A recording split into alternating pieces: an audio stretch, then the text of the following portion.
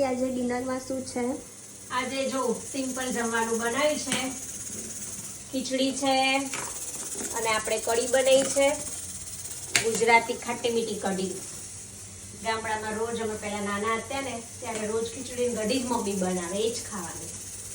કેમ કે ગામડે તો બધાના ઘરે રોજ એટલે રોજ ખીચડી જ બને અને મજા આવે. ઘરની છાશ હોય, સરસ મજાના કંટોળના ચોખાની ખીચડી બનાવે, એકદમ મીઠી લાગે. ચૂલા ઉપર મૂકી દે, 5 વાગે ખીચડી મૂકી દેવાની, પડી પડી મસ્ત ચડે.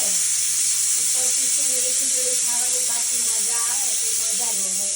બહુ ટાઈમ થઈ ગયો ચૂલાની ખીચડી ખાધા ને, અત્યારે તો આપણે ગેસ ઉપર બનાવીએ છીએ. તો આજે ડિનરમાં સિમ્પલ છે, ખીચડી કઢી.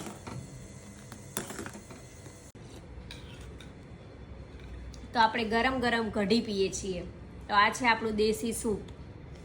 પહેલાં કહેવત છે કે શરદી, ઉધરસ, ખાંસી, તમને તાવ આવતો હોય તો ગરમ ગરમ કઢી પીવો ને તો શરદી બી મટી જાય, ઉધરસ બી ના આવે. અને મમ્મી પહેલાં બહુ પીવડાવતી, નાના નાના હતા ને અમે લોકો, એટલે ગરમ ગરમ કઢી શરદી થઈ જાય એટલે. તો આપણું દેશી સૂપ જુઓ, ગરમા ગરમ મસ્ત લાગે.